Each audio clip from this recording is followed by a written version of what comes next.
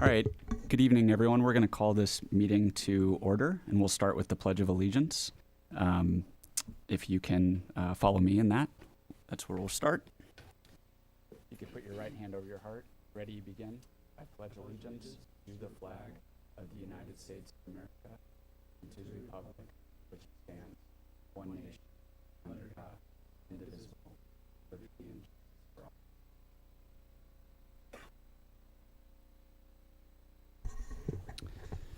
So welcome to the February 25th, 2026 regular meeting of the Traffic and Transportation Advisory Commission. Mrs. Vasquez, can you please call the roll?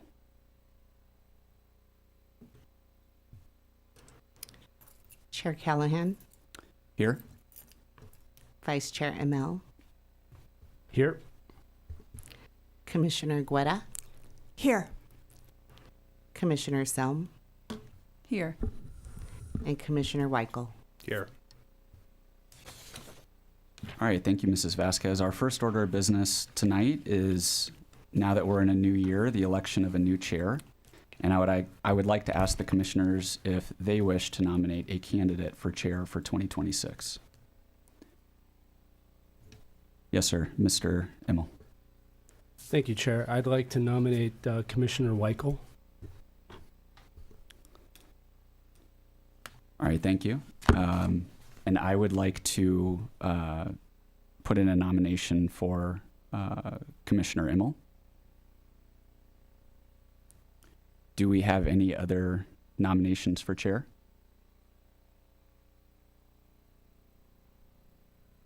Okay, it doesn't appear so. So, Mrs. Vasquez, would we do a vote for the first? We're going to And do then the we'll first one first. Okay, sure. And then if that doesn't pass, we'll do the second one. Okay, so the first vote is for Commissioner Weichel. Okay. Understood. Okay, so this is for Commissioner Weichel for chair. Chair Callahan, No. Vice Chair Emel, Yes. Commissioner Guetta, No. Commissioner Selm, No. Commissioner Weichel. No. So motion fails 1-4. So now we will go for the vote for Emel for chair. Okay. Chair Callahan, Yes. Vice Chair Emel, Yes. Commissioner Guetta, Yes. Commissioner Selm, Yes. Commissioner Weichel. Yes. Okay. We could have saved the trouble of nominating. Really. Motion carries 5-0. Congratulations, Emel. So we'll do of the name. Okay. Okay, so we'll go on to the next. Go ahead, Chair. Okay. All right. So I'll take over from here. So moving on to item number 5 in the agenda, the election of vice chair. Do we have any nominations for vice chair? Commissioner Callahan. I do. Thank you, Chair Immel. I'd like to nominate Commissioner Selm for Vice Chair. And do we have any other nominations? Seeing none, Ms. Vasquez, can we have a vote? Yes. Okay, so this vote is for Vice Chair for Selm. Chair Emel, Yes. Commissioner Callahan, Yes. Commissioner Guetta, Yes. Commissioner Selm, Yes. Commissioner Weichel. Yes. Okay, motion carries 5-0. Congratulations, Selm.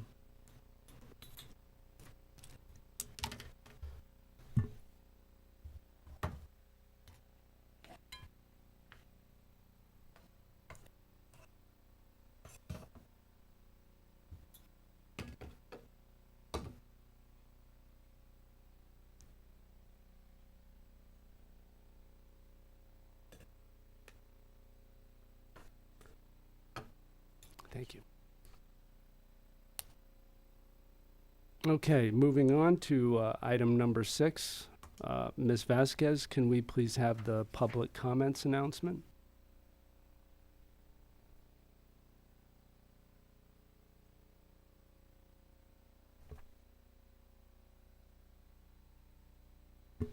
Okay. This is the time and place for public comments. Registration for public comments is available for those wishing to address the Traffic Commission regarding items on the agenda or on a subject within the city's jurisdiction. Speakers for specific agenda items shall be called and heard during that specific item. All remarks should be addressed to the Traffic Commission as a whole. Speakers are requested to state their name and community of residence for the record. Under state law, public comment matters may not be considered by the Traffic Commission unless listed on the agenda, but may be referred to the city engineer for administrative follow-up. For this item, no individuals have requested to speak on this item. No written statements have been submitted for this item either. Also, please silence all cell phones during the meeting, and please remember to mute your microphones when you are not speaking. Thank you, Ms. Vasquez. So, no public speakers. Moving on to item number 7 in our agenda, which is our summary notes from our October 22, 2025 meeting. No, they're public. No, not on. They're not. Okay, so again, 1 second, Chair. do we have public speakers?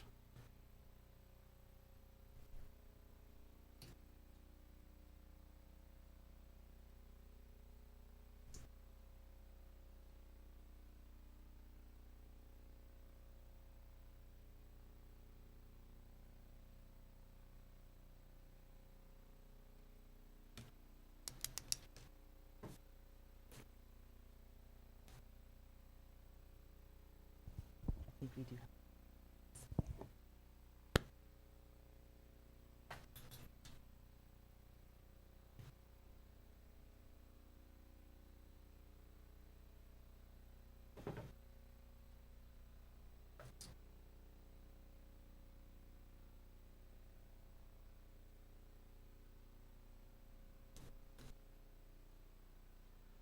Okay, so we're gonna go in reverse for a minute. We just we're notified that we do have a public speaker on item number 6, and the first speaker, the only speaker on this item, is Jennifer Betts. Did I?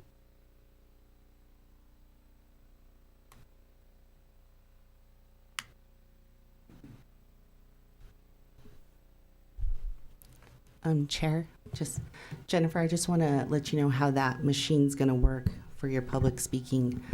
When that green light turns on, your time to speak starts. When the yellow light goes on, you have 1 minute left. And when the red light turns on, your time to speak is up. You have 3 minutes. And just remember to state your name and residence for the record. Go ahead, Chair. Okay, Mrs. Betts, please continue. Great. Good evening. My name is Jennifer Betts. I'm a resident of Dos Vientos. I'm here about the active transportation plan and the crossing guard discussion. My children attend school near Via Las Brisas. I've been requesting crosswalk improvements and a traffic signal at Via Las Brisas and Via Grande or Calle de Prado since May 2024. The city has routinely declined, saying the intersections don't meet the technical thresholds for a signal, nor paint on the road for stripes. In May 2025, 2 people were killed at Calle de Prado on that same corridor. After those fatalities, the city removed the crossing guard at Via Las Brisas and Via Rio.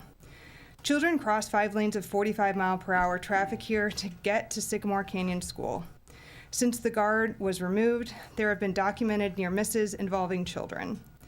I have filed a public records request in October of 2025 and organized a meeting with public works that same month. No commitments have been made thus far. My question tonight is whether the draft active transportation plan addresses Via Las Brisas corridor for the school routes to Sycamore Canyon.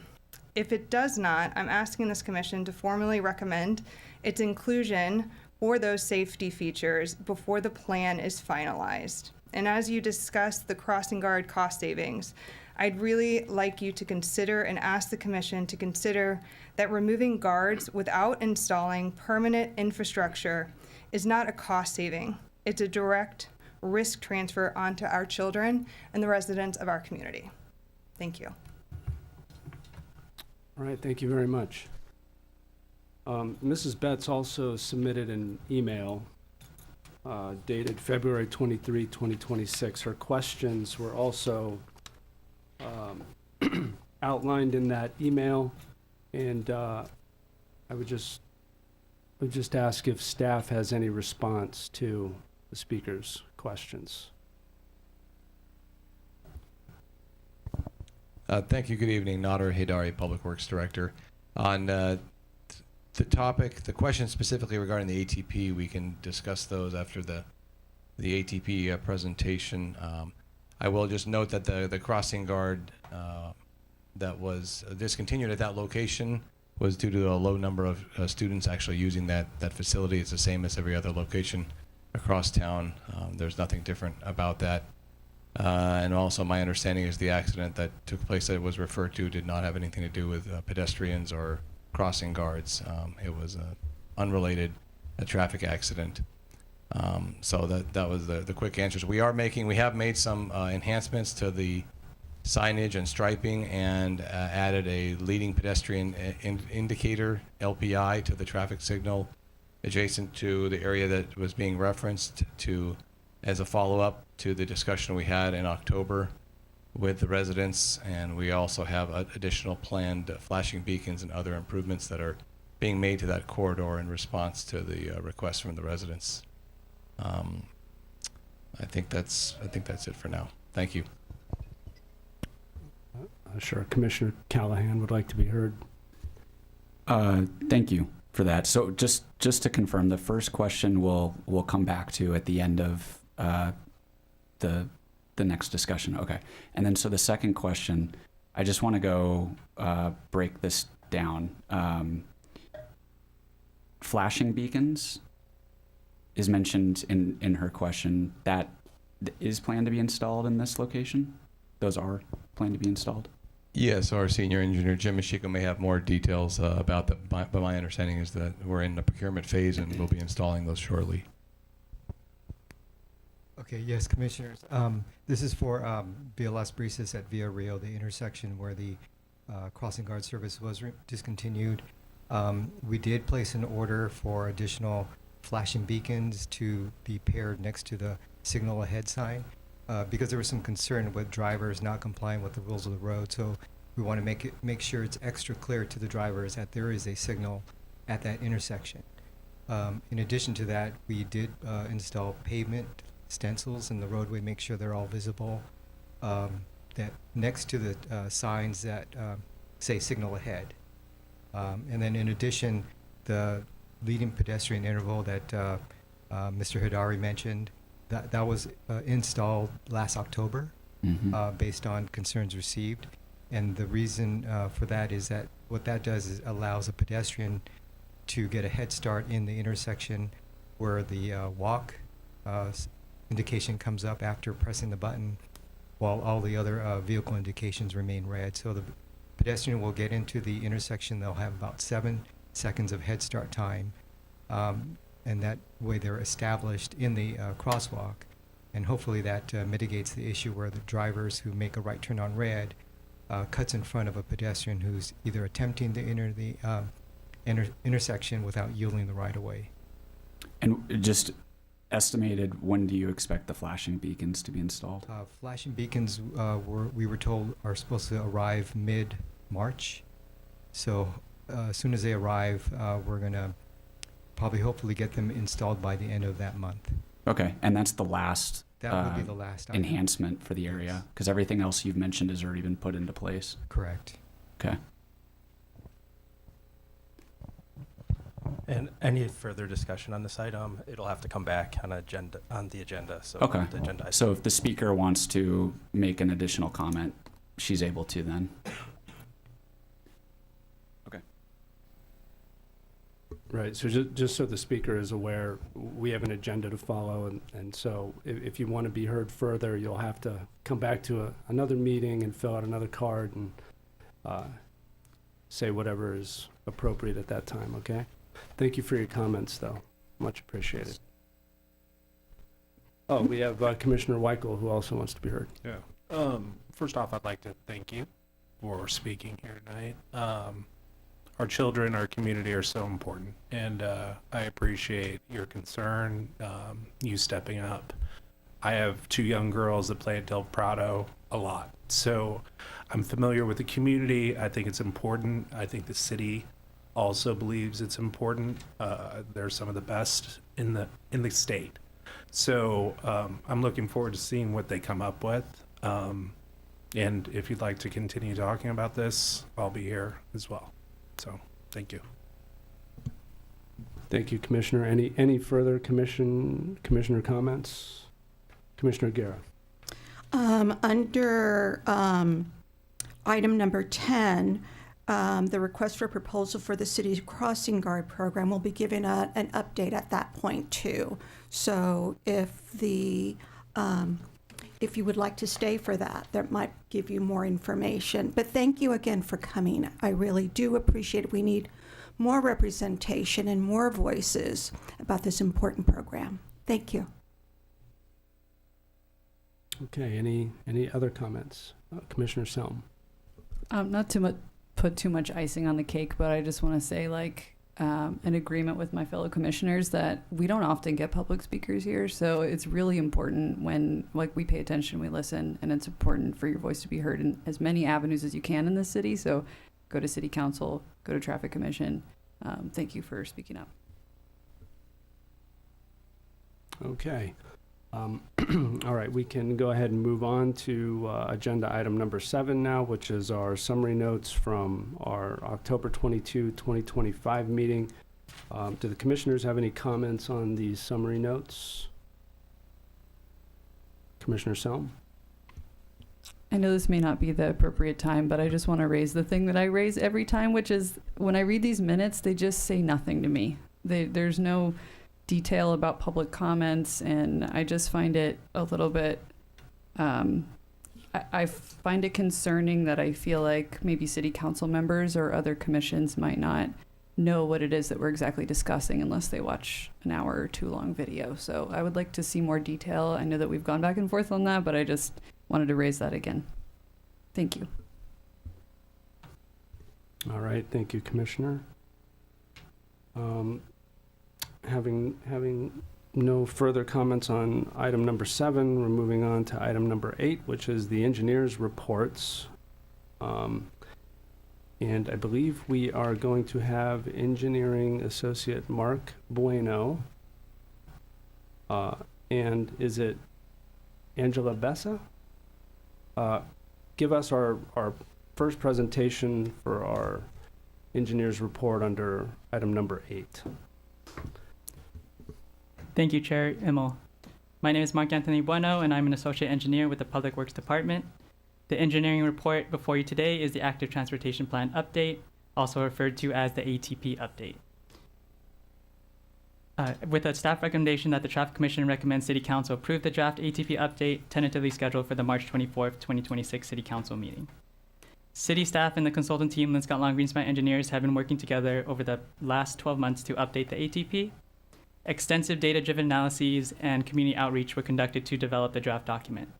We hope to refine the ATP even further based on the input we received tonight and any additional feedback received after this meeting in advance of the City Council meeting next month.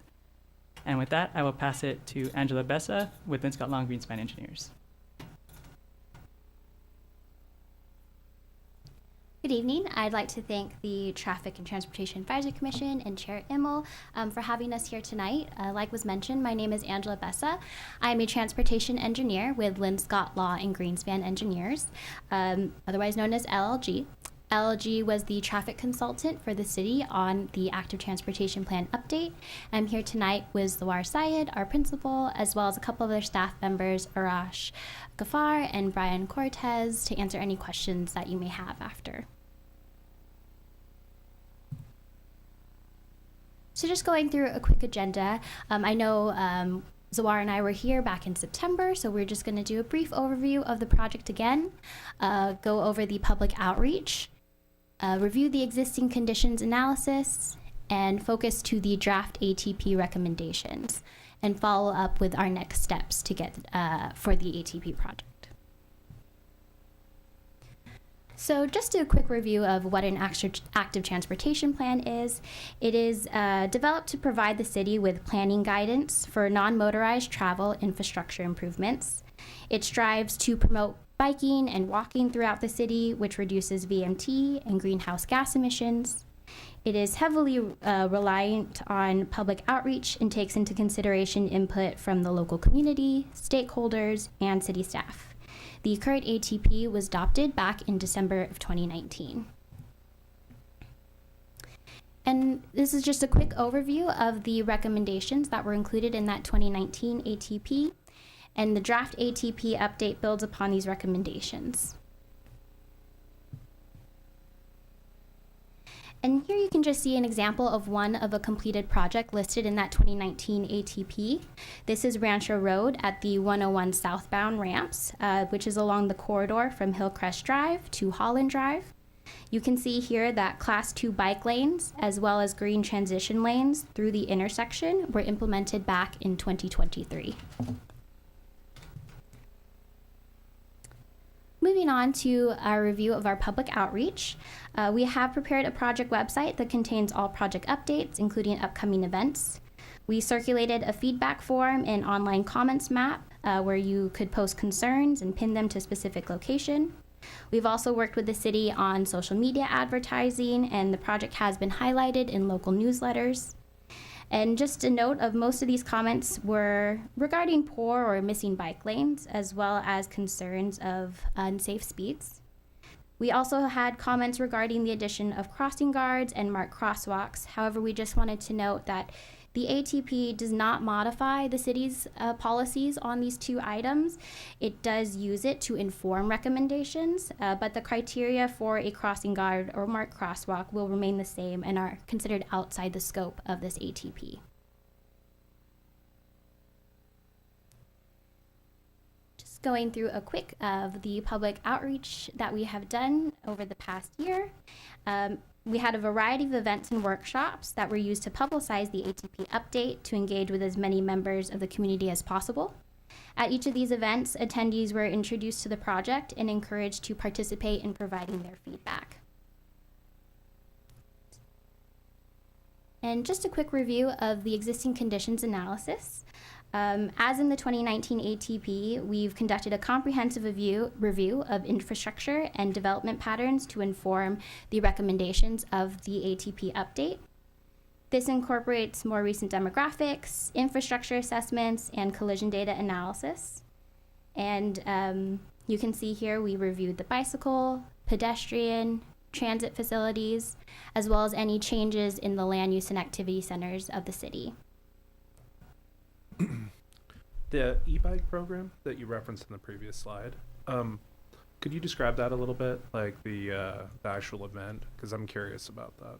I know that e-bikes have been a big priority or a talking point with the transportation programs and adapting to that. So I was just curious if you could give us a little bit more information on that specific event in terms of outreach and what was accomplished. Yes, so during the e-bike event, we reached any participants that attended. We told them about the active transportation plan, what it intends to do, and if they have any comments to provide them. We really just wanted, a lot of the attendees weren't aware of the active transportation plan, so just informing them that we have a plan, they were happy to hear that. And we received some specific comments, but majority of them just were happy that there is a plan in place and that we're updating it. And they didn't have, again, there was no specific comments. If they were encouraged to add any comments they have to the ATP website, but they just we're happy to see that this is in motion, essentially. Great. Thank you, Mark. Angela. And then just that last part about the revision of the collision analysis. So we reviewed collision data from the last 5 years, sourced from the Statewide Integrated Traffic Record System, or SWITRS. During this period, there were 112 bicycle-related collisions, as well as 96 pedestrian-related collisions.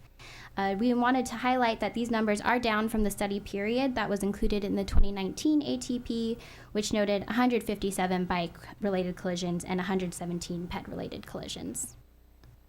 And again, all of this review of existing conditions is to better inform our understanding of the baseline activity of active transportation in the city. Now, going into how we developed the draft ATP recommendations, we started off with the propensity model. And so by definition, propensity just means an inclination or natural tendency to behave in a particular way. So the propensity model that was used for both bike and pedestrians takes into account various existing conditions and demographic data into consideration. And it generates a map that we'll show shortly that shows how likely each point on that map is to generate biking or pedestrian activity. So attractors are based on existing points of interest, such as activity centers that are known to attract bicyclists and pedestrians. We also have the generators, which are based on the census demographic and built environment data, as well as taking into consideration any barriers for active transportation, things such as speed limits on the roadways, whether there is existing infrastructure at the moment, the collision history, and all of this can indicate the degree of difficulty that might be required to travel through biking or walking.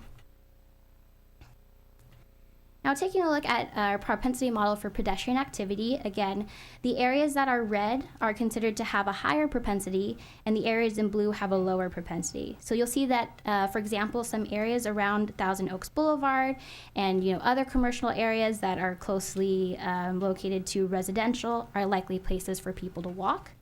Areas less likely might mean that there might be less attractions or less people or less facilities in that available area. And just to show, again, this ATP update is built off of the 2019 ATP, so we just wanted to show a quick comparison of the pedestrian activity model from the 2019 ATP. So just highlighting a few areas that might seem a little bit different. We did want to note that, again, this is based off of updated data. So there are things such as, for residential, for example, there has been an increase in work from home since the 2019 ATP. And with that increase in work from home, you have people who are more likely to walk or bike during the day. We also have an increase of households that reported no vehicle ownership. However, families that did have vehicles have added more to their inventory. And other changes in the observations through this data analysis, it can be attributed to, again, changes in that data since 2019. And that might be changes in concentration or points of interest, as well as just general overall socioeconomic changes that have happened since then. And bringing up the propensity model for bicycle activities, again, red means more likely, blue is less likely. So you can see areas such as Thousand Oaks Boulevard, Moore Park Road, and kind of that southwest portion of the city are areas for high bike propensity. Again, just taking a look to highlight a couple of areas that might be different than the previous 2019 ATP. Again, all of these are based off of, again, changes to the data that have happened in the past 5-6 years.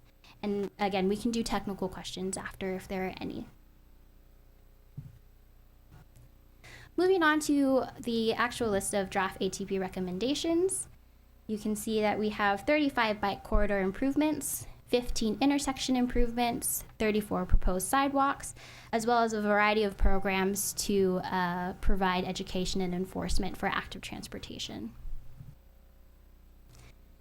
Delving a little bit deeper into those numbers, you can see here that we have 8.34 miles of upgrading an existing Class 2 bike lane to a Class 2 bike lane that is buffered.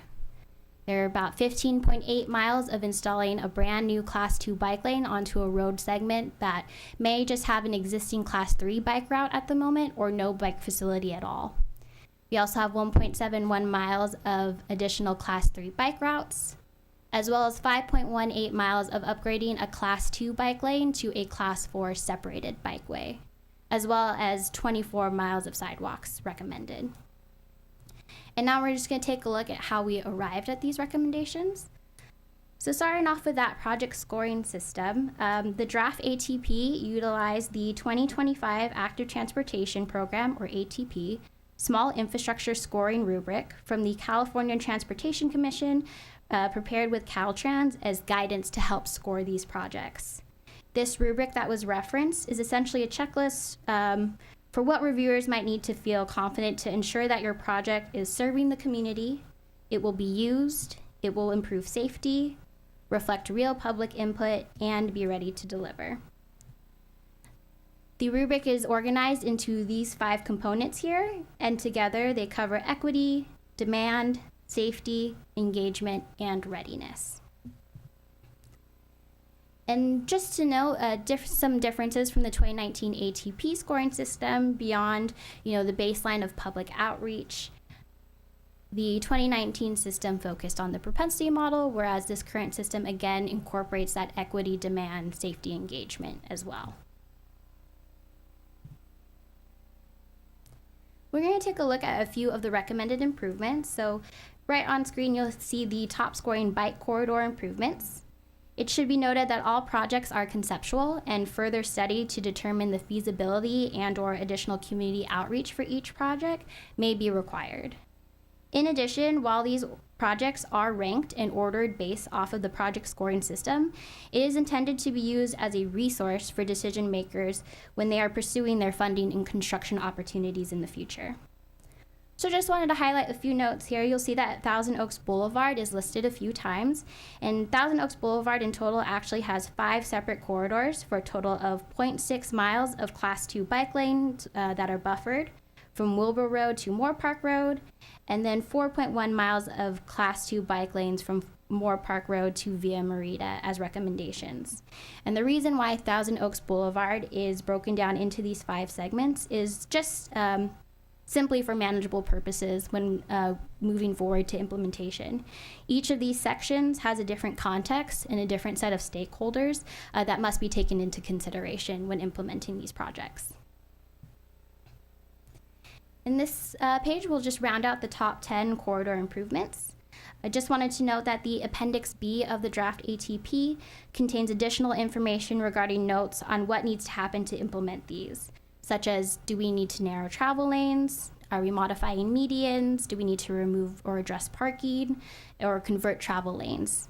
The project scoring information is also included in Appendix B, and it notes if these projects are achievable through the pavement program or if they require future funding opportunities. Taking a look at the top scoring intersection improvements, these address both bike and pedestrian improvements. Again, it should be noted that all of these projects are conceptual and further study may be required in the future. So the recommended improvements consist of a few of the following. So such as transition lanes. These are short designated lanes that help guide bicyclists laterally across the roadway as they approach an intersection or a conflict area. Those can be marked green for added emphasis and visibility. We also include recommendations for LPI, or leading pedestrian interval. As mentioned earlier this evening, LPI gives pedestrians an opportunity to enter the crosswalk before vehicles are given a green indication, and this provides additional visibility to the pedestrians. And we wanted to note that bicyclists are also allowed to utilize LPIs, so this would service both bikes and pedestrians. We also include some recommendations for consideration, such as curb radii. Tightening the curb radii at an intersection may slow down vehicles as they approach for their turn. And again, Appendix B of the draft contains additional information regarding notes on what needs to happen, such as perhaps modifying medians to provide space at intersections for these transition lanes, as well as additional information on the project scoring information. It also notes the right-of-way of each of these intersections, whether it be city, Caltrans, or both. And if it's within the Caltrans right-of-way, we do want to note that additional coordination must occur with Caltrans, such as that Moore Park Road at Highway 101. And here you'll see our top 10 scoring sidewalk improvements. Again, Appendix B provides a little bit more information on which side of the roadway is missing. It provides cost estimates and scoring information. And again, the order of these recommended improvements, just wanted to highlight that these are intended for guidance as the city considers and reviews opportunities for implementation. Now to just take a look at some of the top scoring projects, we have on here Thousand Oaks Boulevard from Moore Park Road to Herbs Road, in which the recommendation for this 1.5 mile stretch is to install Class 2 bike lanes. Wanted to note that this may require narrowing of the travel lane, the parking lane, and or the sidewalk to implement, and to also provide transition lanes through the intersections on this corridor. There is an existing Class 3 bike route right now on Thousand Oaks Boulevard. And as mentioned earlier, Thousand Oaks is 5 different segments. Again, further study is required for each of these segments and their different set of stakeholders. We also have on here an example of Newberry Road from Borchard Road to Giant Oak Avenue, in which the recommendation for this 0.93 mile stretch is to install Class 2 bike lanes. You can see here, you can see on the eastern portion of Giant Oak Avenue, there are existing Class 2 bike lanes right now that kind of just drop off at Giant Oak Avenue. So this project would provide continuity and will install Class 2 bike lanes to take you westward. And it would maintain the existing parking that exists on that north side of Newberry Road. And this is an example of a project that is achievable through the pavement program. We also have, for an intersection example, Hillcrest Drive at Herbs Road, in which the recommendation is to add transition lanes on the eastbound and westbound approaches of Hillcrest Drive. You would need to modify the median to accommodate the space for these transition lanes. And this would support the existing Class 3 bike route on the west leg and the Class 2 bike lanes that currently exist on the east leg of Hillcrest Drive. You can't see it right in this picture, but the westbound bike lane on Hillcrest Drive actually drops off about 350 feet before the intersection. So by providing a transition lane, you will help guide bicyclists through that westbound right turn lane. The city may also consider tightening curb radii for that westbound right turn movement, and this may slow vehicles down as they approach the intersection. And second example is Herbs Road at Thousand Oaks Boulevard, in which the recommendation is to extend the Class 2 bike lane on Herbs Road. Again, that southbound bike lane drops off about 370 feet ahead of the intersection, and by providing an extended bike lane, you can kind of maneuver bicyclists through those driveways along Herbs Road. It is also recommended to add an LPI on all pedestrian crossings here. As it is Thousand Oaks Boulevard, there are a high number of pedestrians in the area. Now that the draft ATP is public, the city will be accepting comments via the ATP project web page, which is toaksatp.org. You can click on that documentation tab, and on that page you will find the draft ATP as well as a box for you to submit comments to the project email. That online comment portal will be open until Tuesday, March 10th. And to just go over the next few steps of this project, again, the draft ATP has gone live as of February 10th. We have prepared socials to advertise and emailed those who signed up for notifications on the project website to make everyone aware that the draft ATP is available. We also returned to BAT on a couple weeks ago to present the draft ATP recommendations. That brings us to today's step, which is presenting to you here tonight. The city plans a few additional outreach events after this in promotion in various citywide newsletters to solicit additional feedback on the draft ATP. Once that online comment period closes on March 10th and any feedback is received in person at the additional outreach events, we will incorporate it into the final ATP update, and we just wanted to note that as comments come in, they are being reviewed and evaluated so that they can be prepared for that final ATP, tentatively scheduled to be presented to City Council on March 24th. And again, just wanted to thank you guys for having us here tonight, and we are here for any questions or comments that you might have. Okay, thank you very much, Ms. Bessa and Mr. Bueno, for the presentation. We appreciate the thorough report, all 319 pages of it. Does the commission have any questions for staff or for the engineers? Because if not, I would like to open the floor for the public speakers before we begin our discussion.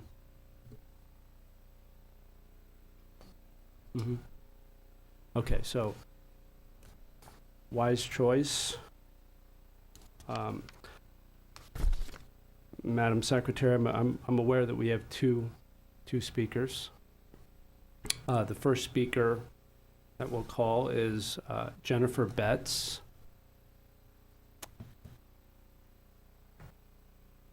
Ms. Betts, if you will please take the podium. There you go. Oh, thank you. Good evening again, Jennifer Betts, Dos Vientos resident. I spoke earlier tonight about Via Las Brisas. I want to start by thanking the city for the updated lights at Via Rio. That improvement is very much appreciated. However, Via Rio is not where the fatalities of our neighbors died. In addressing Via Rio, while there are 0 stoplights at Via Grande and Calle del Prado, which sit at a blind hilltop where 3 pedestrians were hospitalized in 2023, and 0 signals and crosswalks at that curve on Calle del Prado remain, where those 2 people were killed in 2025, is still unacceptable. So because of the right turn only change at Via Rio in front of Sycamore Canyon School, it is no longer the primary route families use on Via Rio. The primary route to Sycamore Canyon School and the sports fields is now Via Las Brisas at Calle del Prado and Via Grande. I want to make sure this commission has that correct information. The 2 people were killed on Via Las Brisas at Calle del Prado in May of 2025. That's the intersection that we have been requesting improvements for since May 2024, over a year before those deaths occurred. That same Calle del Prado corridor is where 25 youth soccer teams practice on those fields. On any given evening, you have children, families, mountain bikers on foot crossing 5 lanes of 45-mile-per-hour traffic to get to those fields and to get to school. This is not a low-traffic residential intersection. This is a primary pedestrian corridor for the entire Dos Vientos community, and it is no crosswalk, no signal, and no crossing guard. Via Grande has no stoplight on a blind hilltop where drivers cannot see pedestrians until they are already in the road. 3 pedestrians were hospitalized at that intersection in 2023. Calle del Prado has a curve that creates that same visibility problem.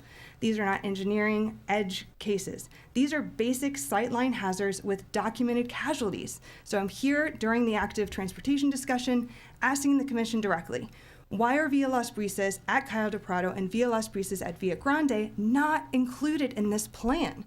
Because if your ATP does not address a corridor intersection directly to schools where 2 people have been killed, 3 more hospitalized, 25 soccer teams worth of children crossing to practice, and where a collection of residents have been formally requesting improvements for nearly 2 years, then I would respectfully ask what that plan is for. I'm asking this commission to do 2 things. First, confirm the record whether the Via Las Brisas corridor, specifically Calle del Prado and Via Grande, would be reconsidered and included in the ATP. Second, if not, formally recommend that it be added before the plan is finalized. Yes. Mrs. Betts, thank you for your comments. For sake of efficiency, I would just rather than having the commissioners ask questions at this point, does the staff have any response to Mrs. Betts' questions about the components that she would like incorporated into the ATP? Because I have a feeling that we're going to be asking that anyway. Yes, we can address some of those questions. So, as mentioned in the presentation, the adopted policies in place, such as the crossing guard program, the need for a signal, those are all already adopted through either the city or the state. So the ATP does not adjust those criteria. Those criteria remain the same. However, there are locations on the in the corridor improvements listed in the ATP within that area. For example, Project 27, the bicycle corridor list, Via Las Brisas between Borchard Road and Lynn Road. The proposed improvements to convert existing Class 2 bike lanes to Class 4 separated bike lanes by converting the number 2 travel lane to a separated bike lane. So that yields multiple benefits, not to just the cyclists. It also reduces the crossing area for pedestrians. There's less travel lanes they have to cross now if that lane in each direction is converted. It also has the potential to reduce travel speeds within that location. Again, that's Via Las Brisas between Borchard and Lynn. Another improvement in that list, number 25, Via Rio between Kimber Drive and Via Las Brisas, as to consider installing Class 2 bike lanes to remove the on-street parking and or narrow travel lanes to accommodate the Class 2. So another improvement within that area. And lastly, there is missing sidewalks along Borchard Road that are included in the sidewalk table. For number 15, Borchard Road, there's about 1.24 miles of missing sidewalk that is incorporated in the plan as well. Okay, thank you for that. Do the commissioners have any questions for the speaker? Yeah, for the speaker. So, in your opinion, with the area, is it a speed issue? Is it a site issue? Is it all of the above? What's your take on this? Because I've looked at the issue, read some of the threads that are available out in the public, but I'd love to get your take on that. It's all of the above. When Dos Vientos was built, there was the promise from the developer between the city, hearsay, that there was going to be an additional stoplight to be put in and selected by the HOA once residents started getting in and traffic flow started to be seen. That never got selected and communicated to the city, and it was rumored, according to the HOA, to be actually installed at Cayo de Prado. And that never occurred. The blind hill spot, the length of road between Lynn and Borchard or Via Rio, it encourages speeding. The fatality was almost double the speed limit when he hit the car. It's very common to see heavy speeding. Even when you're coming in both directions, those curves are difficult to see around. Lighting is an issue. There's just a multitude of factors there that make that particular intersection very unsafe.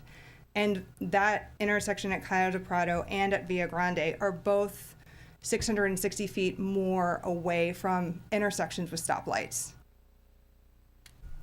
which is part of city code as well. Okay, any further questions? Thank you.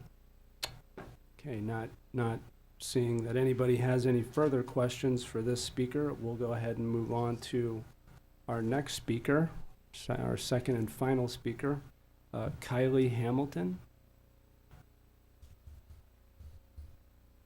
Thank you. I'm Kylie Hamilton from Dos Vientos. I'm a neighbor of Jennifer's. We came here tonight.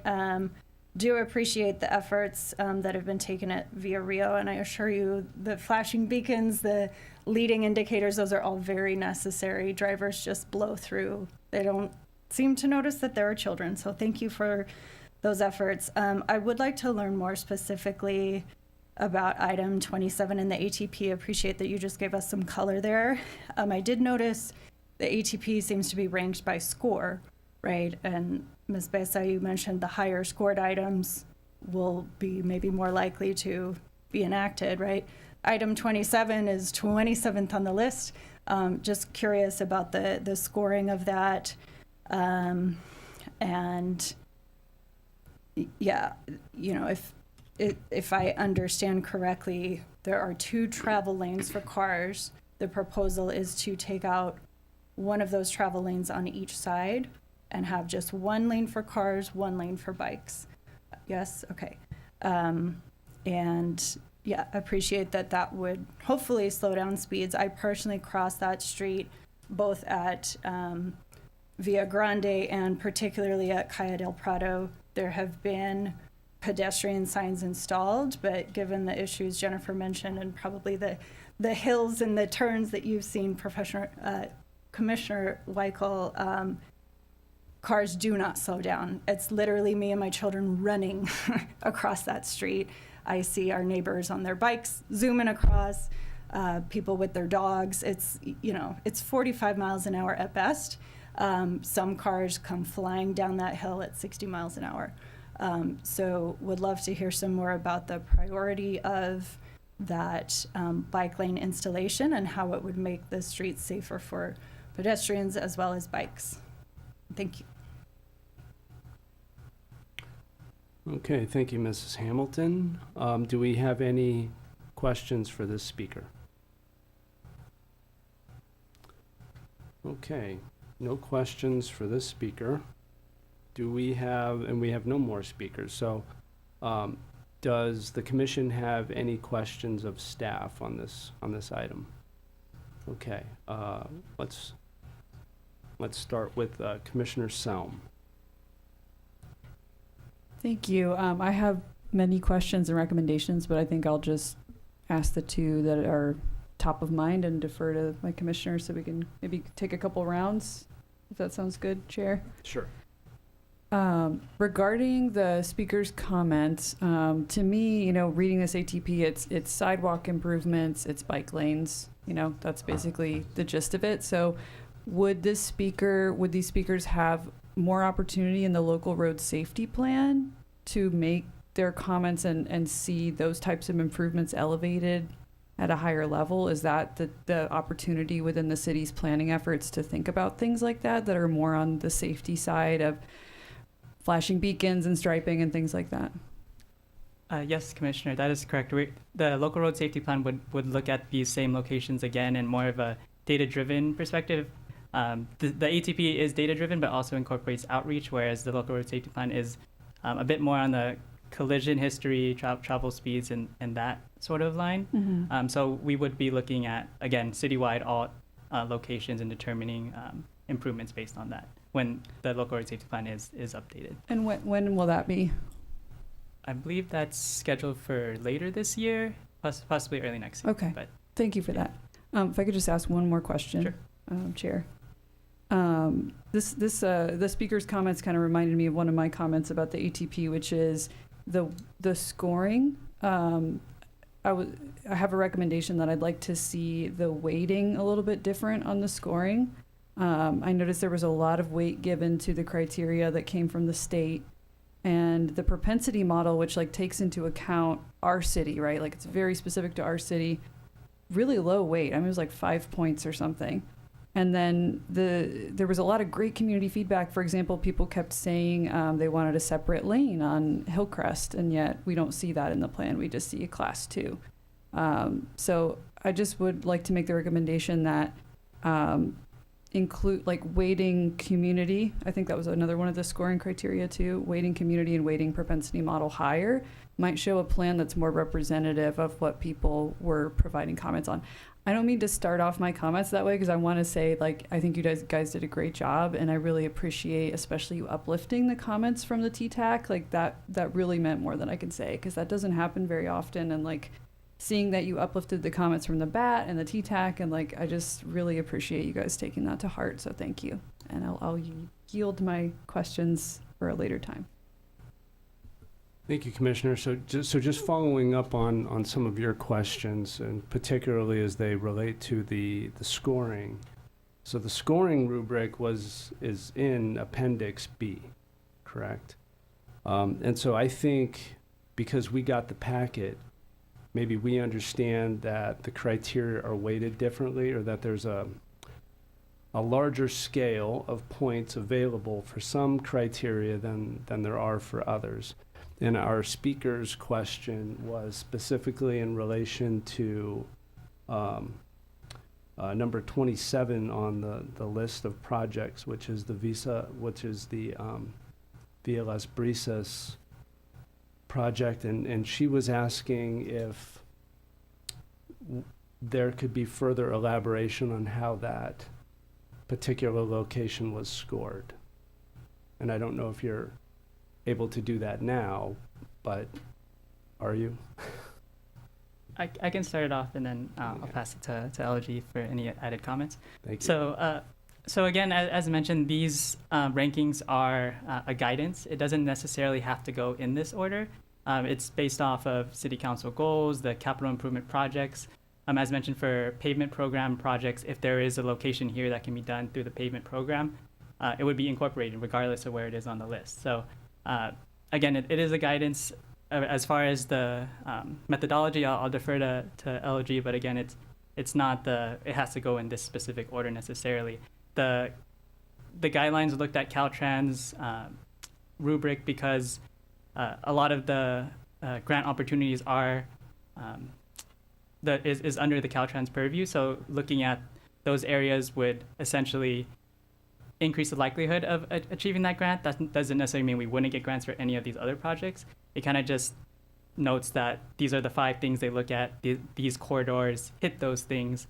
This may be something to consider when applying for grant funding, especially understanding how competitive grant funding is now.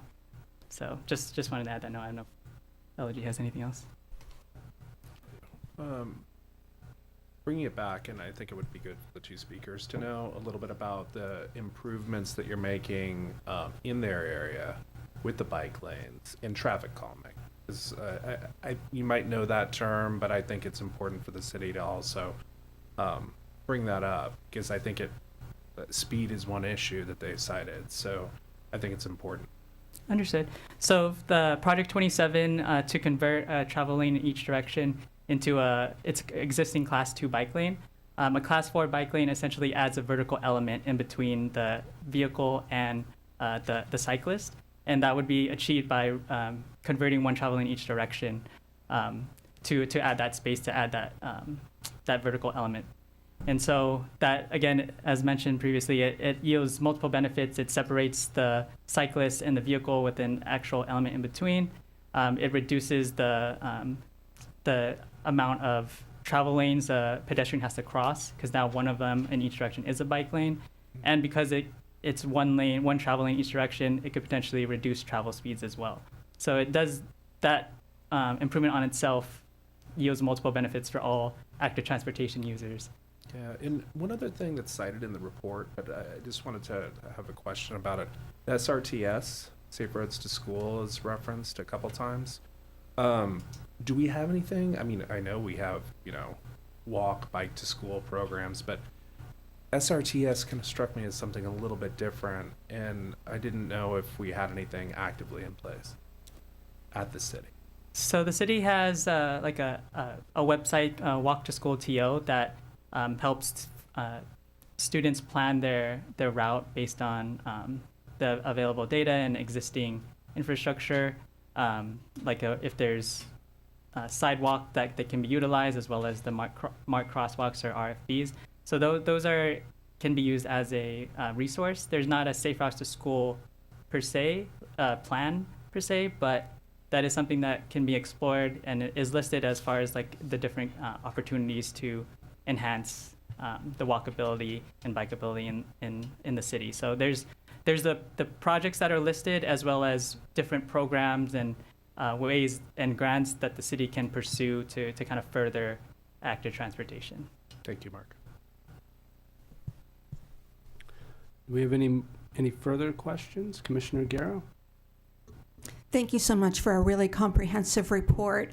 And I really wanted to take the time to thank you for, I think the last time that you were here, we gave you some feedback about doing some outreach to special populations. And I noted that you will be doing some outreach this weekend, right, to Adelante.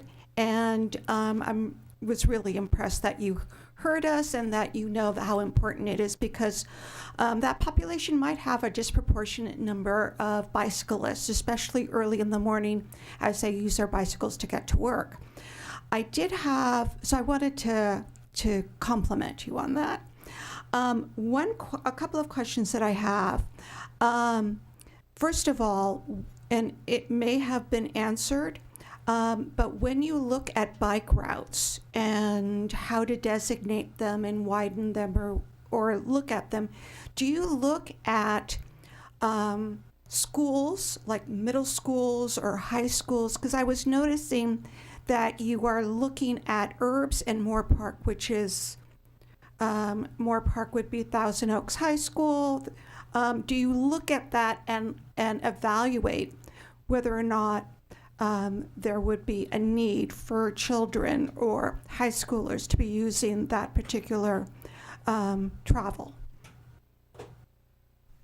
Yes, so the propensity model does look at various schools because obviously students would be traveling to those locations. So it does take that into account. In addition, the intersection improvements, we did look at locations near schools and made recommendations such as the LPI and the adding the curb radii. So those were taken into consideration. Particularly, we had a workshop with CVUSD as well. So we wanted to make sure that the schools were incorporated and into this plan, and any improvements near schools we took a closer look at.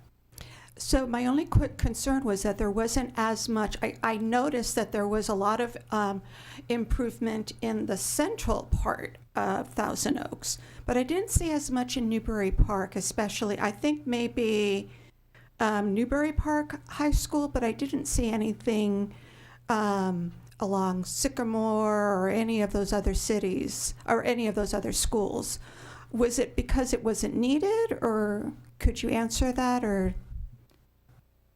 We would have to take a closer look, but based on the recommendations, we did take that into consideration. It's a combination of looking at the existing facilities, if there's already existing bike lanes, sidewalks there. We want the projects looked at mostly closing gaps in Correct. the connections. So that could have played a role in it, as well as, again, vehicle speeds, the level of traffic stress, the propensity. So that's all taken into consideration, as well as the outreach. If we received any comments related to those areas, we took a look to see if there was data to essentially back up an improvement or recommendation in that location. We can take a second look at it, but Yeah. we did. That was I'd done appreciate as that. part of the process. So that was my other point, and this will be my final question, is that the feedback, the Survey Monkey that you sent out, it looks like you only generated, was it 114 responses? Is that correct? Or was there more? I believe it was about 140 Okay. written submissions. Okay, because we're a city of over 125,000, so I'm just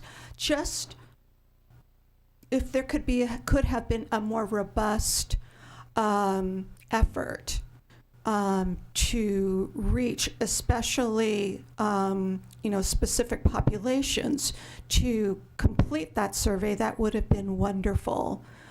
So that it could have been maybe a much more robust look at what the feedback is. So, just a thought. Yeah, I can just respond a little bit to that one.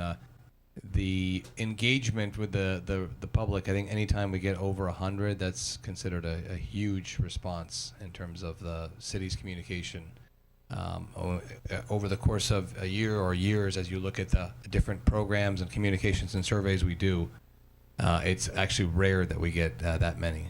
So, And I think that I had brought that point up before, and you mentioned that before, but I think that there's a need for improvement in that, or else it's not skewed correctly. So, just a thought. Understood. I just wanted to add to that. So, compared to the 2019 ATP, this ATP outreach for the update is pretty robust. The previous ATP only had one event and then met with the BAT and then went to Traffic Commission. This has multiple events. We've also, as I mentioned for the e-bike workshop, we spoke to many people, but a lot of them were just first hearing about the ATP and just happy to know that it's there. They didn't necessarily have any comments to add. And the same with many of the other events, such as the Wellness Fest that was attended. Hundreds of people were there. A lot of people were just happy to hear about it. They didn't necessarily have specific comments. The constituents that really felt strongly about certain locations did respond, and we took those into consideration. And a lot of them, if we did receive any specific locations in person, we took those down as well. So the survey isn't necessarily reflective of all the outreach that was done or all of the responses we received back. No, I realize that, and I thank you for that. I just think that in terms of greater publicity, because this is such an important piece of policy that and you're utilizing, because even at these events, that's anecdotal, right? So if there could be just a much more robust publicity so that we can, it could be a little bit more accurate. Not that to say that it isn't accurate, but just so that it can be, more than 140. That's all. Couple more follow-ups if possible. Okay, Commissioner Weichel. Yeah. So on your program, you mentioned commuters actually. They're around 13% of the total pie. How many of those has the BAT or anyone like in these programs like figured out how often they're using e-bikes? Because I think that's an interesting point. Because if you're a commuter, you want to get to work fast, right? If you've got a throttle bike, an e-bike in a bike lane with cyclists mixing up or kids commuting, to school, education and right away, process will avoid accidents, right? We're going to all this trouble to improve these roads for cycling. Has BAT or anyone really polled what's going on with e-bikes and commuters? So there has been some outreach with Thousand Oaks Police Department to educate on e-bikes at schools.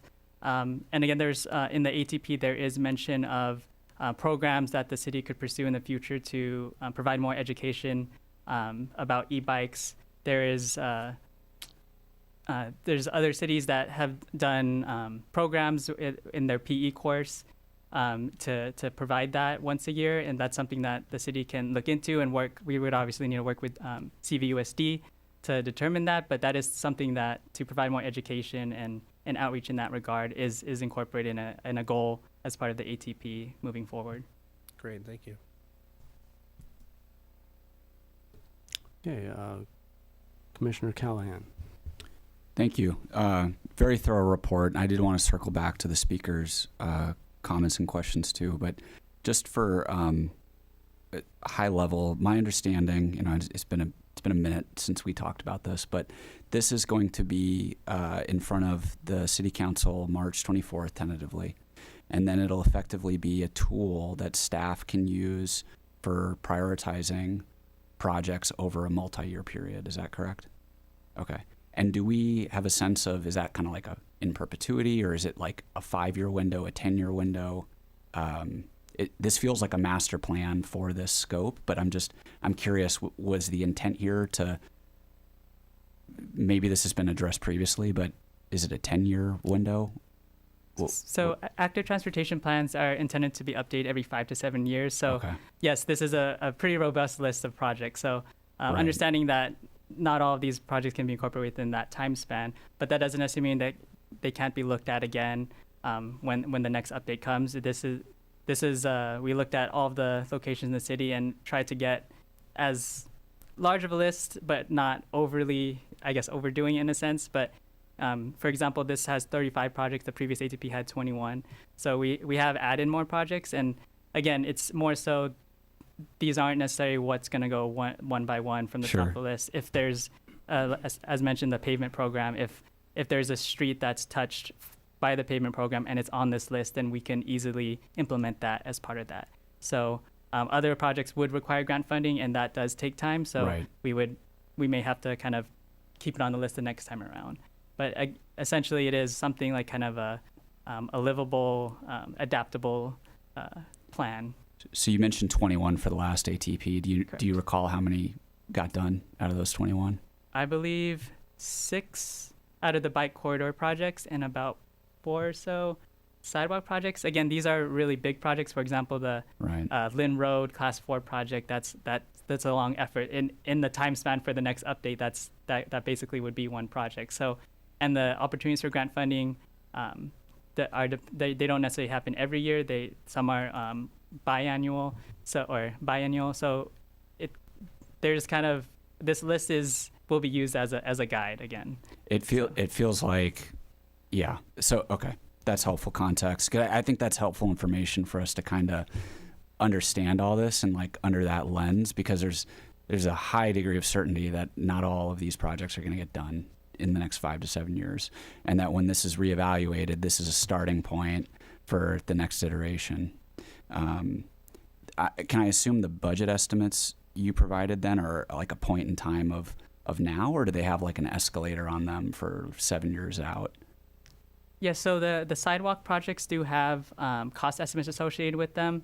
The bike corridors and intersection improvements don't have cost estimates, mostly because you need to develop preliminary design plans to really understand what needs to be implemented there to kind of determine cost. Sidewalks are a bit more straightforward as far as like linear foot of sidewalk, whereas a bike project, you'd have to really take a closer look. Do you need to adjust the median?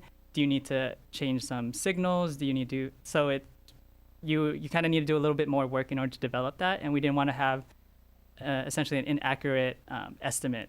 So in order to go for grant funding, you want to have a better gauge of how much money you're going to need, and to do that, when we decide to go to implementation for any of these projects, we would have that process done so that we can go for a grant for the correct amount.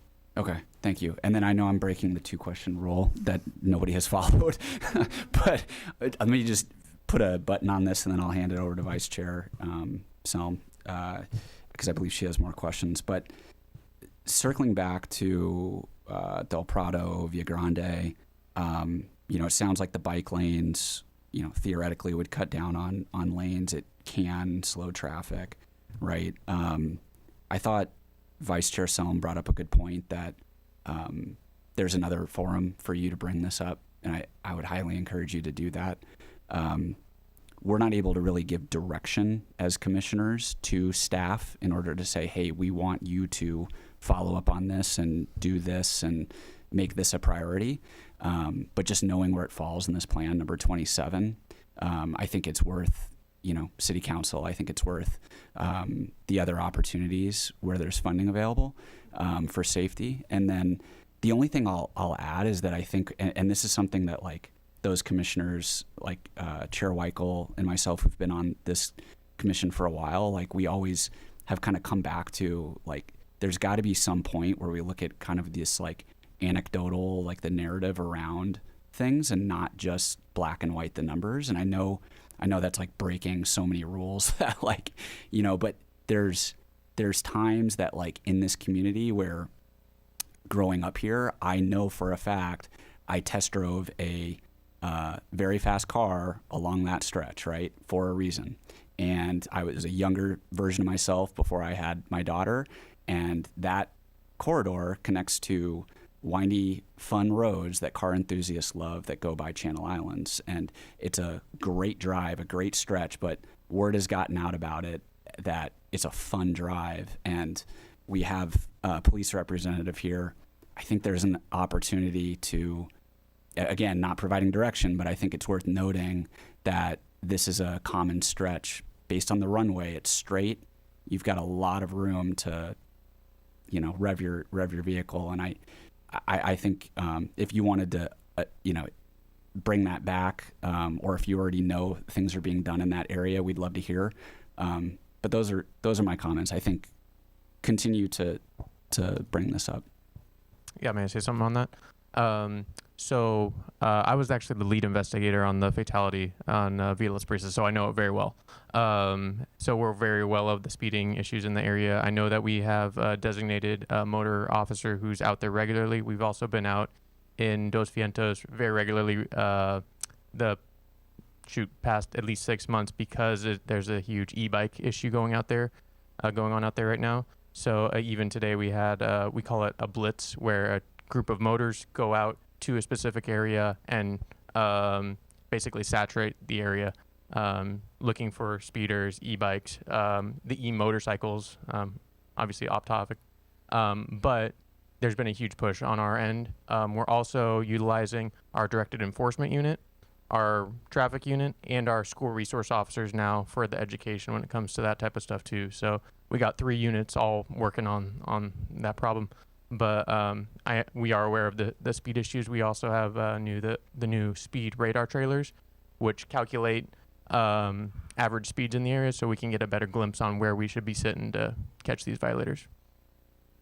Thank you. And you speaking about this, I feel like you need to have a seat at the table when we're making final decisions about prioritization. Like, I don't know why that's it's helpful you're here to ask questions, but are we doing that? Are we involving our police in providing feedback? I mean, I know we look at the data, right? But there's also just, if you know, by living here, by policing, by living here. Again, thank you for that. All right, Vice Chair Selm, do you have any further questions? Okay. Oh, it's unfortunate you have to go last, huh? Is that the way it is, Chair Immel? You wait for us. Oh, it's very kind of you. Appreciate your patience. I do have a question that's kind of related to what Chair Callahan was just talking about, which is just a basic, can we provide feedback that would guide the weighting of the criteria and what's considered for elevating certain projects? Is there any room to move on that at this stage in the game when the project is probably likely to be finalized in the next 2 weeks?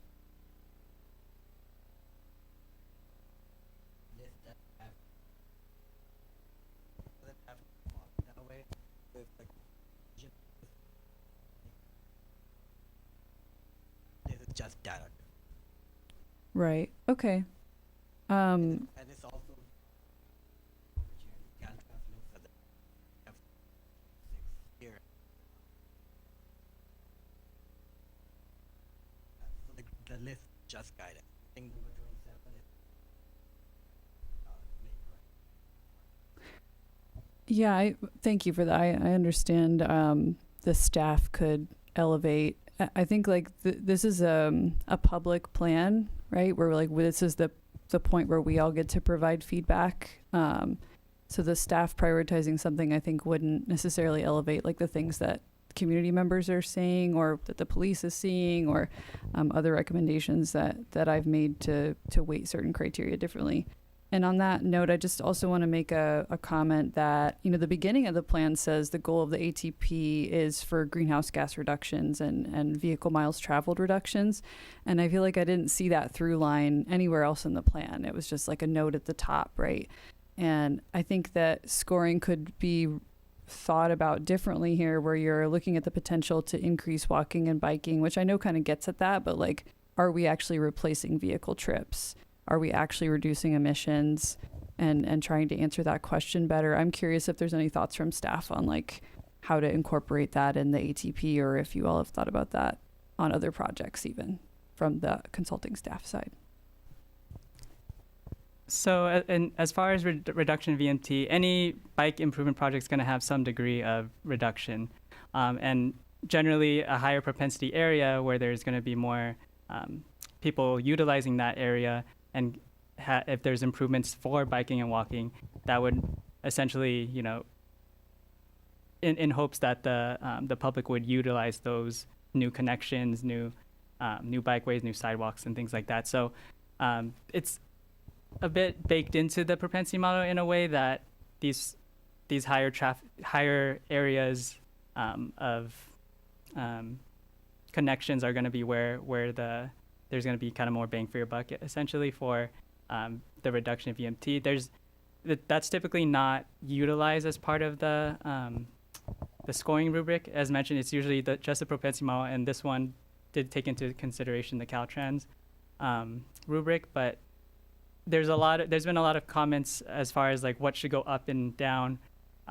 There may not be a priority list that everyone would be happy with, right? So someone might think this should be up there, another person should think this is up there or should be lower. And so this is again a data-driven model or a data-driven analysis, and so there has to be something used to kind of guide this priority listing. And again, if there's direction from City Council, from the capital improvement projects that, you know what, this project's actually a bit lower on the list, but we want to pursue grant funding for it, we can do so. So I just want to kind of clarify that not everyone's going to be happy no matter what project is first, second, third. That's why this is a robust list that, you know, anything there can be utilized, but you still have to use something objectively to kind of to rank them. Yeah, and if I might add to that, some of these projects have, well, to begin with, there is no funding source for any of these type of projects. There's no dedicated revenue stream or city funding source that's tied to adding additional sidewalk or bicycle improvement citywide. That's why there's such an emphasis on finding the grant funding, and when we're able to do that, then we're able to compel the city and the finance and the city council to provide the matching funds. Most of these grants require 20% or 30% city match, and so those are the contributions that are eventually made, you know, from the general fund to support these type of projects. Some of these projects are not very costly, however. Some of these, you know, the road diet, et cetera, some of them are striping, and the one on Via Las Brisas actually in 2022, the city's recommendation or our intent or desire was to implement that. And if you were on the traffic commission, this is 4 or 5 years ago, but we wanted to do the road diet to bring Las Brisas down to 1 lane,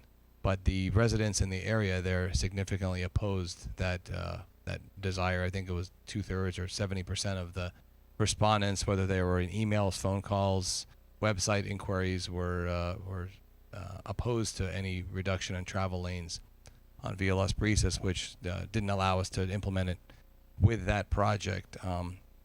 Having that eventually be done, which is basically what's called out in item number 27, may have other benefits eventually if we're able to do that, or if the community is able to embrace that project at a future date.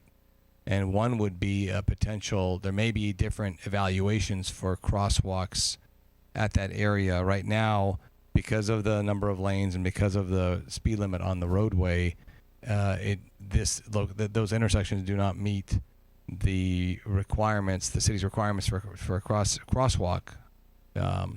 It's similar to many of the other arterial. That's why you don't have crosswalks on Westlake Boulevard and on Canaan, for instance. It's because of the number of lanes and the speed. You know, we don't want to give the implied sense of security that it's go ahead and cross here. It's obviously much safer to do at the intersections. But anyways, if the road diet was implemented, if the roadway could be brought down to 1 lane in each direction with the bike lanes added, there may be a different lens of analyzing that those type of potential future improvements. Just a quick interjection. The Caltrans grant, how critical is that? I mean, I know they're giving it out for ATP approvals, right? Yeah, most of the funding for transportation projects is funneled through Caltrans or controlled by Caltrans. So that is the pot of money that we're looking for. Yeah. Thank you. Any further questions for staff from the commission? Okay, Vice Chair Selm. Just 2 quick things. One question, I guess, is has there been much thought given to alignment with existing planning efforts that the city's gone over recently, like the general plan update and the climate and environmental action plan? I think that there's some recommendations that I'd have on that front, but I'm curious to hear from staff if there's been any thought given on like how to align with those other planning priorities. Yes, so the general plan update was incorporated. The land uses and the future volumes were utilized to determine what type of improvements and what the roadway capacity is capable of. So those were taken into account as far as the general plan. For the CAP, it's related in the sense it is reducing VMT emissions through these improvements. But those are the kind of the primary interlocking of the plans. I asked that because I know that the CIAP, and I know this isn't the most popular thing to be saying right now, but the CIAP was talking about e-mobility planning and how that would be aligned with the ATP. So I'm curious if that was something you all thought about, of like where to place those facilities, or if that's not a part of the ATP. It's all considered. All the mobility for e-bikes and e-scooters, they would utilize those proposed bike lanes. So that's, providing any improvements, bike-related improvements, those would kind of incorporate and allow for that mode of travel around the city. So, and again, as mentioned before, the e-bike education is also part of the plan as well. That's right. Thank you for reminding me about the education piece. One last quick one is, in reading the programs section, I think it's like robust, it talks about all these things we could do, things we have done. I did take a little bit of issue though with like the Rotary Fair piece, where it's like, this is kind of like Cyclovia, right? It's like a street closure, but Cyclovia is like specifically for alternative transportation, right? To encourage it. And so in the future iterations of the ATP, it'd be really nice to see us like think about some robust programming that could be done in the city of Thousand Oaks that is, catered to our community and is relevant for multimodal transportation, and that we actually put some like money and thought into it. I'd really appreciate to see that down the road. Thank you. Okay, any more questions? Okay, maybe I'll ask my questions now. I think bike lanes are great. I think, making accommodations for people who ride bikes and people who walk is to be encouraged. It's to be, something that, for many different reasons, we want to see in the city. But I'm also a pragmatist. I'm a realist. Cars aren't going anywhere. And I'm also somebody who pays attention to social media, editorials in the Acorn. Nextdoor has plenty of people commenting about traffic in the city, especially on the main thoroughfares. And they've commented, these are obviously coming from longtime residents who have spent many years in the Conejo Valley. And their comments are really in relation to the amount of traffic, increased traffic over the years due to many different reasons. People moving here, new housing developments. We have T.O. Ranch going on over on Hampshire. A lot of mixed use, retail, residential. Thousand Oaks is used as a pass-through from people coming from Moore Park and Simi Valley, cutting through the city on Lynn Road to avoid the 23. And traffic is an issue. And so when I hear in the ATP that there's road narrowing or lane elimination, it kind of makes me nervous. I'm not going to hide it. It makes me nervous because I know that would freak a lot of the residents of this city out to hear that, there's going to be more lane elimination. And I think it was last year, the commission was looking at a project whereby we're going to eliminate lanes on Hillcrest over by the Oaks Mall. And we set up barricades, and there was public feedback on that, and it wasn't all good because people are driving cars. And so my question is, does the ATP take into consideration what future transportation models look like based on current development projections, like the T.O. Ranch? Does it take into account those things? Because I'm concerned that, it's been 6 years since the last ATP. You have a changing community, and you're going to start coming up with projects that in another 6 years may not look like such a great idea. So I'm just trying to get a sense of, does the ATP take into account development in the city and projected traffic patterns in the city based on forecasted development.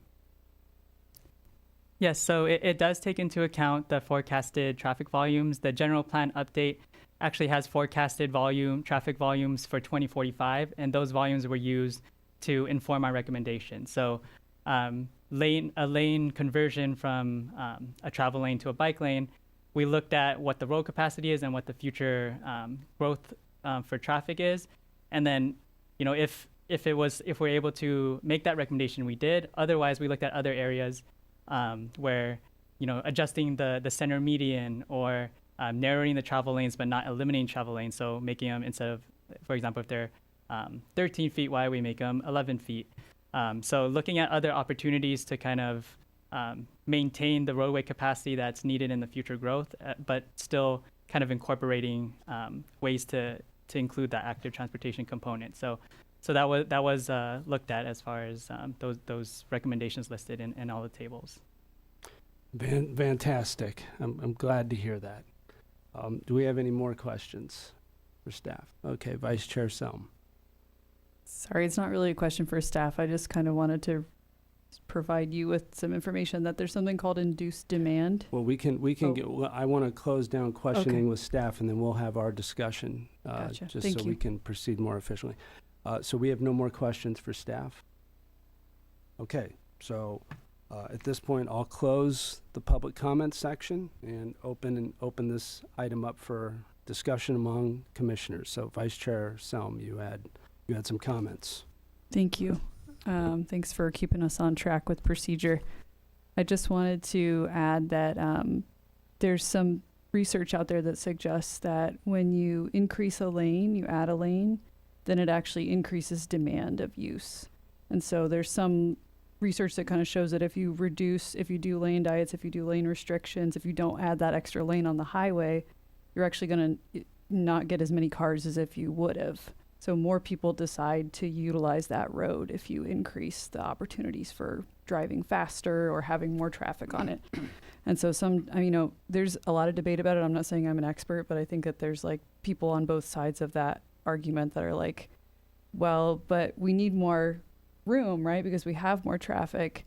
And then other people like bicycle enthusiasts and people who want more multimodal are saying like, but that makes it more dangerous for us and it actually increases traffic. So just something to think about with that I think we could all study up on and learn more about.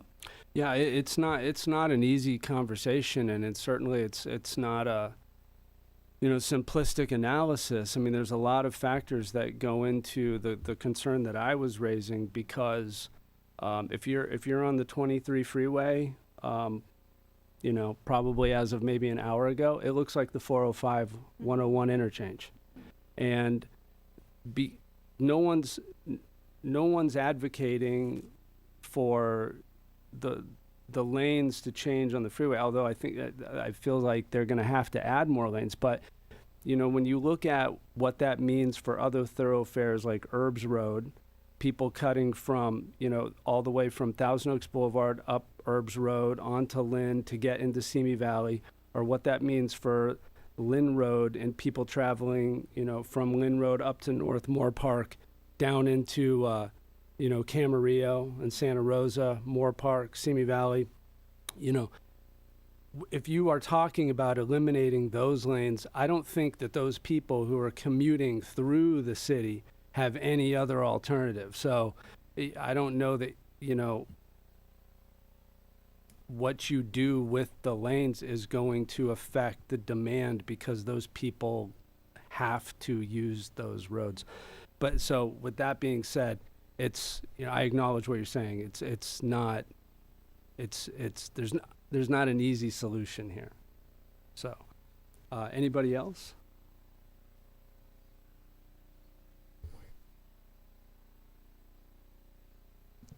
With all the bike improvements, let's say traffic does become an issue with the data crunching. I mean, there are alternatives or ways to expand lanes if we had to. It became critical, right?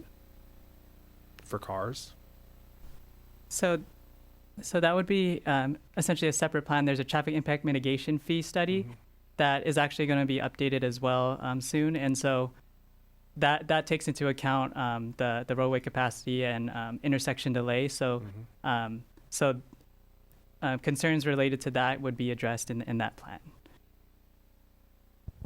And just to follow up on that, that plan then establishes a fee that the developers pay upon any future projects, because those are the projects that are impacting or causing those potential additional impacts to the congestion and traffic to the city. So that one winds up having some type of revenue source to deal with some type of congestion mitigation projects. So I just wanted to add that piece to it as well. But in general, if you look back over the past 20 years of the city after Lang Ranch and Dos Vientos was built, we have not been in a position of needing to add lanes or widen roadways. A lot of that work was done in the 70s, 80s, 90s, and 2000s, whether it was Hillcrest or Lynn Road and other roads. Many of them got moved and widened and relocated, but the plan was set up pretty good in terms of what the city was going to eventually build out toward, and that's kind of where we are today. Will we review that plan when it gets developed? The traffic impact? That is correct. Thank you.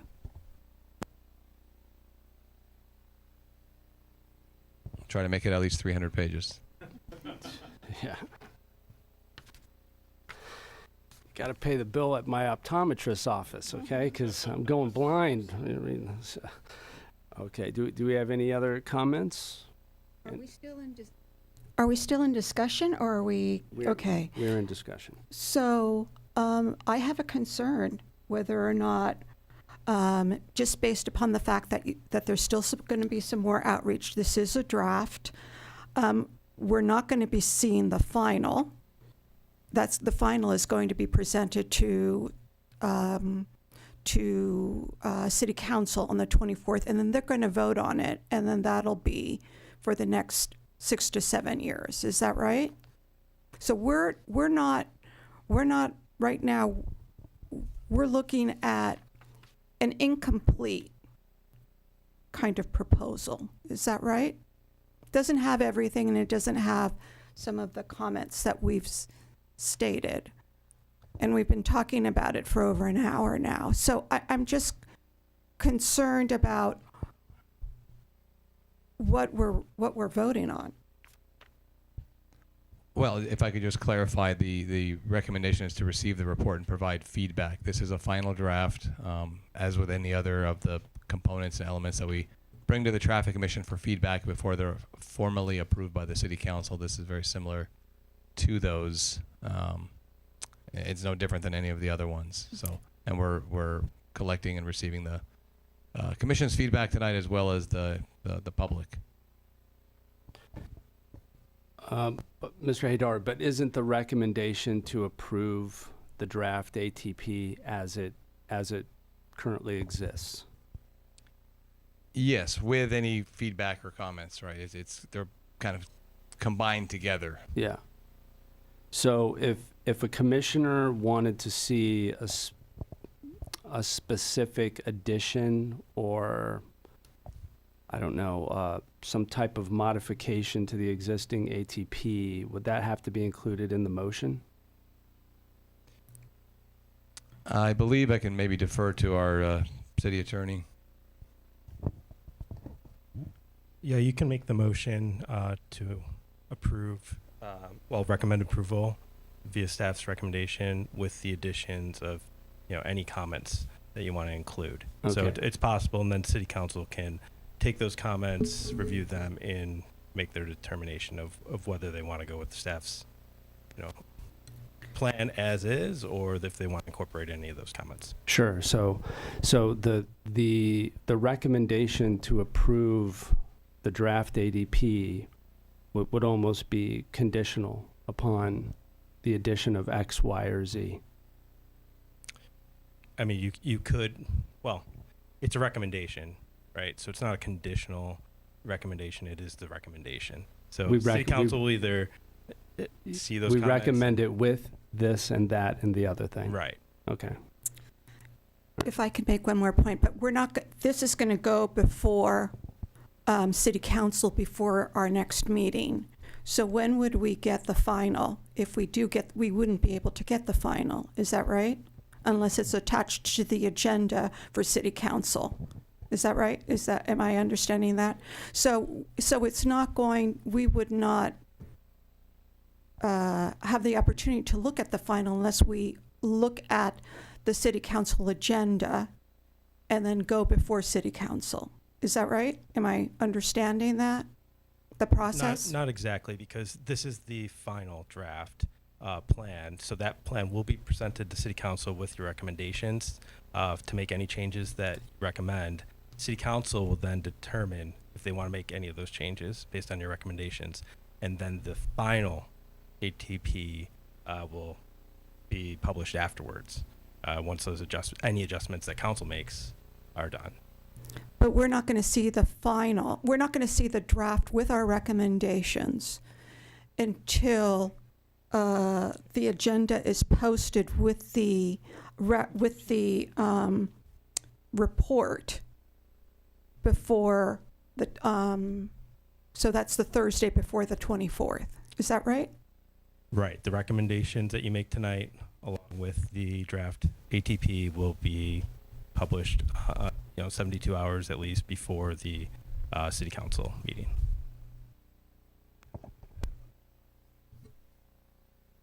Yeah, so it would basically be, as Joe was mentioning, at the same time as the city council receives the report.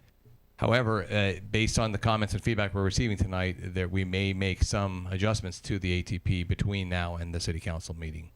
So it may not be. I mean, the city council meeting is not tomorrow night. That's intentionally why we space it out a month, so we can continue to get the feedback tonight as well as this weekend and next weekend, and incorporate those as are suited, or as staff determines are best suited to be incorporated into the final version of the ATP that the city council will be receiving on March 24th. And the traffic commission, just as with every other member of the public and the city council, will have access to the report, that final report, at the same time. And one more issue that you brought up earlier, the item, when it's brought to city council, will be published, and there will be public comment at that meeting. So correct. That Right. additional public comment will also be taken into account by city council when they make any changes or recommend any changes to the ATP before they adopt it.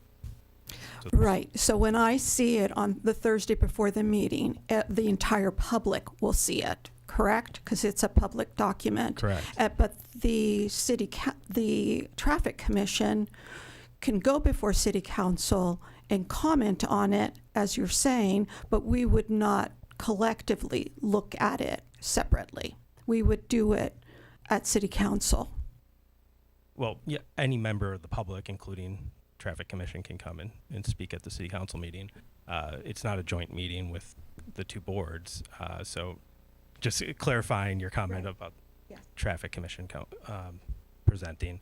But yeah, you're right. Okay. Any further comments for discussion? Commissioner Callahan. Just kind of turning to my commissioners, just to share my thoughts on it. So I think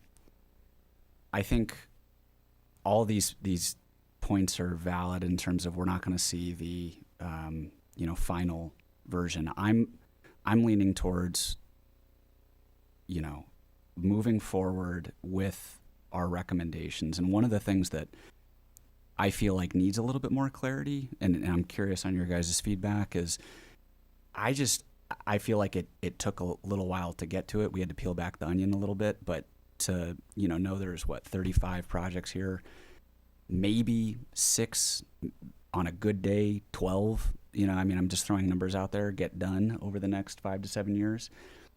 This plan is a set of assumptions, built on assumptions, but I think we take it a step further and say, staff, go back, look at what we're projecting. I know, we don't know what we're going to get in terms of grants, but let's look at historicals. Let's make an assumption and do a dotted line through the list and see where that falls. How many projects are going to get done in the different categories, so that at least when it goes to city council, when they're kind of looking at this and they're taking into account what they're hearing from residents, their thoughts, right? And this discussion, it's like in the context of the current set of priorities, which are based on the numbers. And I get that, but I think that's like a key component that would make me feel better about this moving forward and having that lens.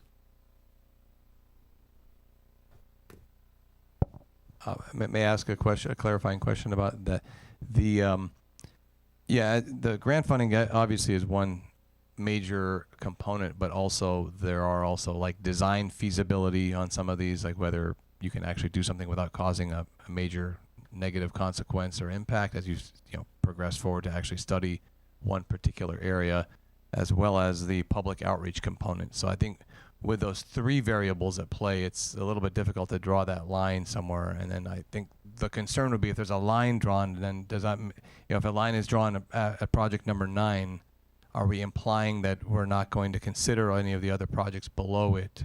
Is that deprioritizing those or putting them on the back burner artificially or for some reason? Or yeah, I mean, I think that's why this is a hard process. And I think that's part of the work that, I go back to when I used to work at OPUSD as the bond director, and we did a 5-year master plan or a 10-year master plan. And it's hard work to say, this is how much, is there another bond that's going to come? Yes or no? We don't know, but like you make a set of assumptions, and at least if you can tell City Council, these are the assumptions we have. All this could change, but at least right now, this is what we know.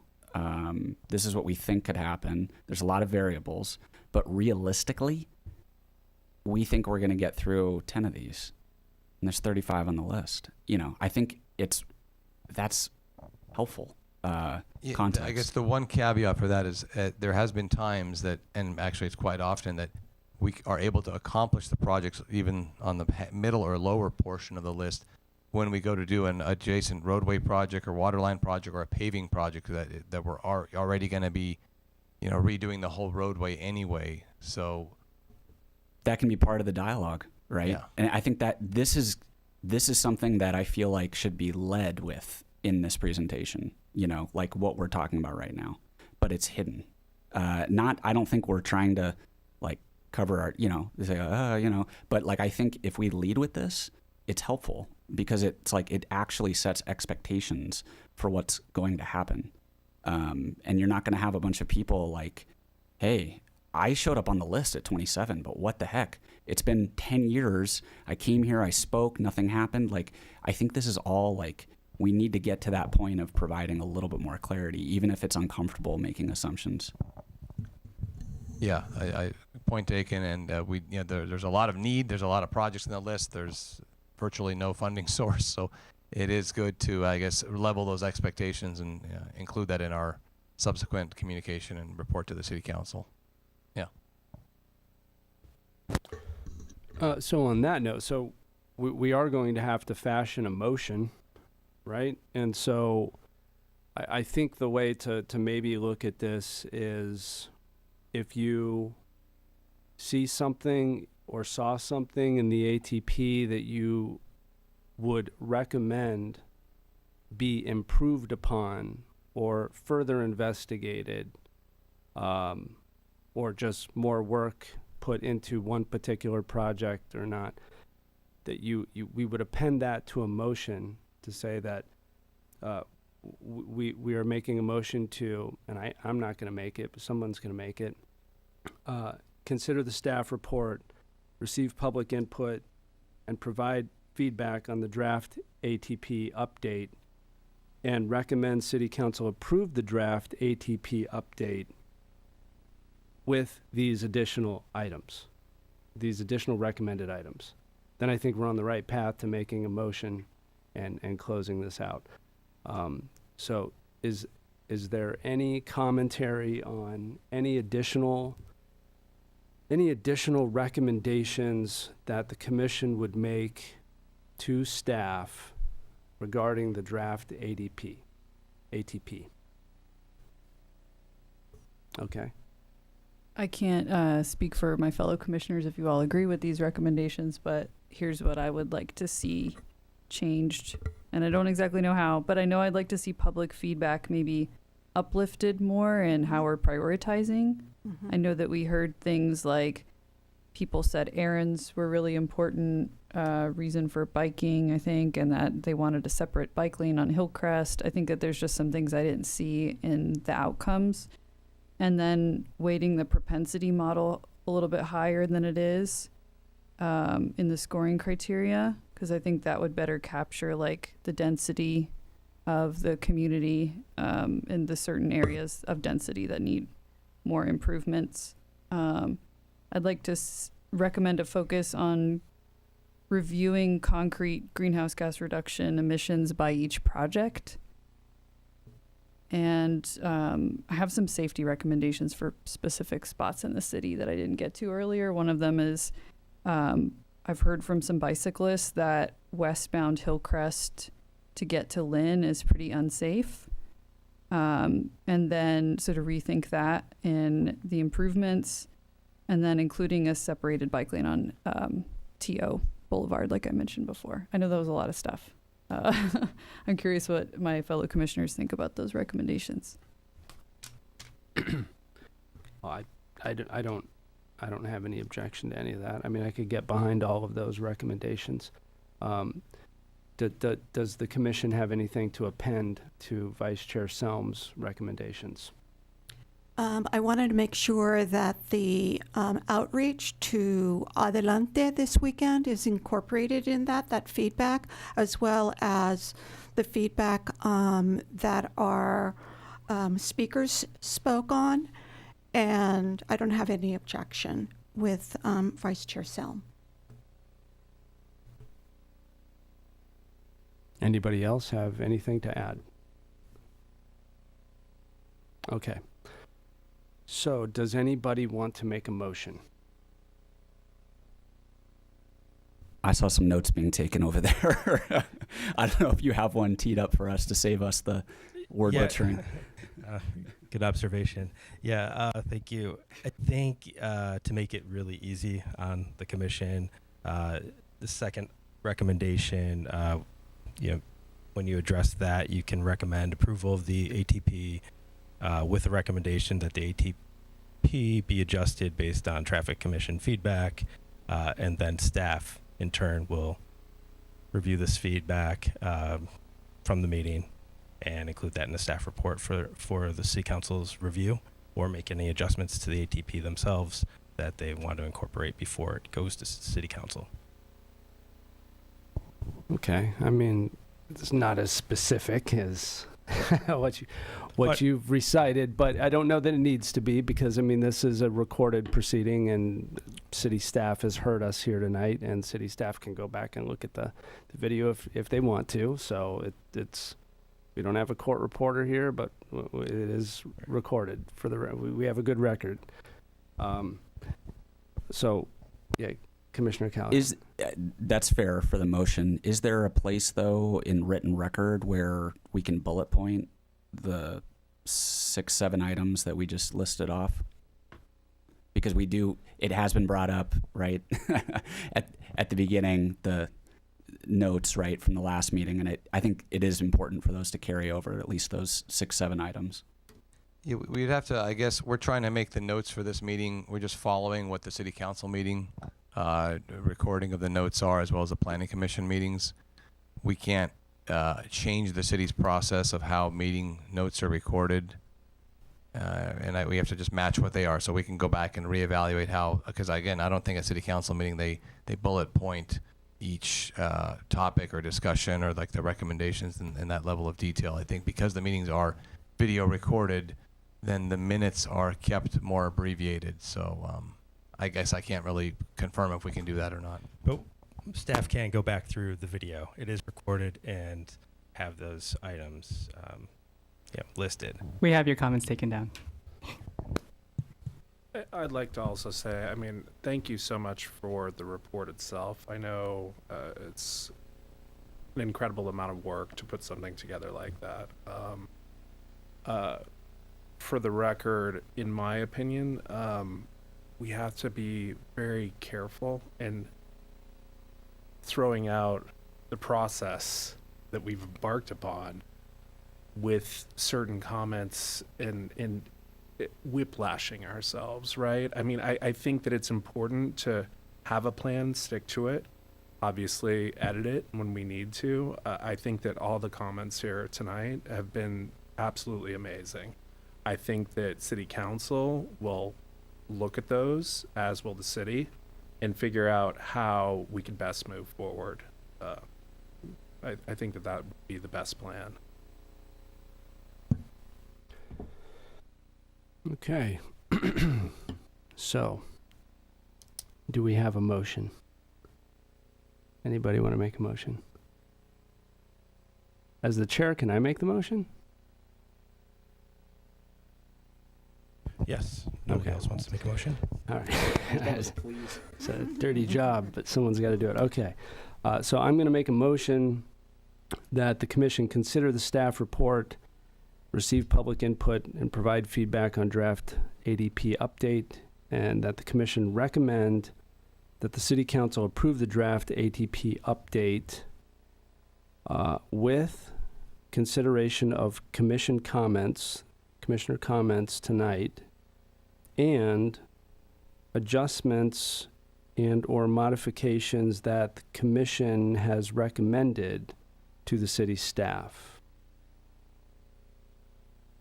I second that. Okay, Ms. Vasquez, can you call the roll? Or call the vote?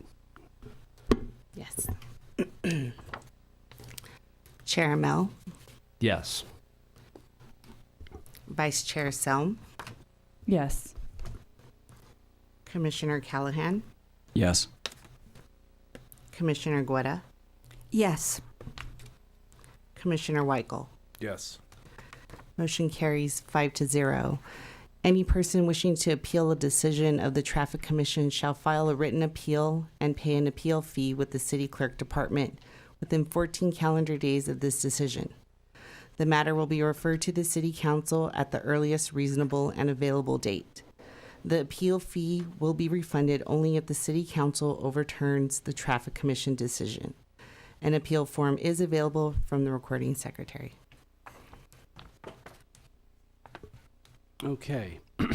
Moving on to agenda item number 9, the status report of prior Traffic Commission recommendations. Do we have a status report from staff? Okay, yes. Thank you, Chair Immel. This is just real quick. The status was last October. There was a presentation made regarding adding a 6th route to Thousand Oaks Transit. And as of January of this year, all the new route changes have been implemented. Great. Does the commission have any questions for staff? No? Okay. Moving on to agenda item number 10, commission referrals. Does city staff want to comment on commission referrals? Okay, yes, there's 2 items that Commission requested some information on at that last October meeting when we met. First item was regarding there was a request for proposals that we had for the city's crossing guard program, where we were going to outsource the management of the crossing guards. And in November of last year, the council approved a professional services agreement, which was effective January of this year, to outsource the crossing guard management to all city management services.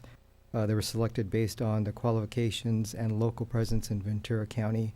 They ensure consistent coverage with city staff overseeing the contract. All City was hired, has hired most of the city's crossing guards that were working for the city previously. And in the 2-month period that we've been working with them, we've had a positive experience so far, as well as we've received positive feedback from the school district on their performance. Okay, and then the second item was the clarification on the cost savings due to the crossing guard program. And some of that we touched upon earlier during this meeting, during the public comments. The direction from the council was to provide cost savings be directed towards infrastructure improvements, such as traffic calming, particularly within the school zones. This includes upgrading flashing beacons, addition of traffic signs, in addition to a traffic signal currently under design at the intersection of Avenue de las Plantas and Arbalest. We're also looking at signal modifications and signage and striping enhancements. One thing I do want to highlight is that for some of the locations where crossing guard services were discontinued, 2 locations have existing rapid flashing beacon systems in place. They're quite dated, so we've ordered some new material, so we're going to upgrade those 2 locations to current standards. So they're going to have much brighter flashing lights at those locations. What are those 2 locations? We have them over at Baxter and Kimber, and then Jan's at Marlowe. And Mr. Mashiko, you had said that most of the crossing guards that were most of the existing crossing guards have been hired by All City to continue. That is correct. I don't think we have an exact count, but I believe most of them were hired. Okay. Does the commission have any questions for staff? Oh, Commissioner Guerra, sorry.